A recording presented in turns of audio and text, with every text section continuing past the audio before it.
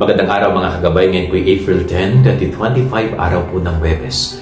Muli pong binibigay na paalala ni Jesus ang kahalagahan ng kanyang salita. Sabi ng Panginoon, talagang sinasabi ko sa inyo, ang sino man ang nagsasakatuparan ng aking salita, kailanman ay hindi matatakot kahit sa kamatayan. Ano pong ibig sabihin nito? Very simple. Paano matatakot ang isang tao kahit sa kamatayan kung alam niyang siya'y nabubuhay palagi sa salita ng Diyos? Ang salita ng Diyos ay nagbibigay ng buhay. Ang salita ng Diyos ay nagpapalakas ng pag-asa sa isang tao.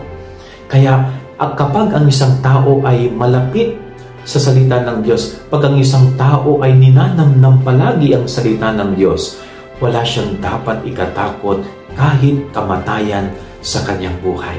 Dahil alam niya na ang salita ng Diyos ay Diyos na totoong nananalaytay sa kanyang buhay. Kaya napakaganda pong pagnilayan natin. Tayo ba ay patuloy na naglalaan ng oras at panahon sa pagbabasa at pakikinig sa salita ng Diyos?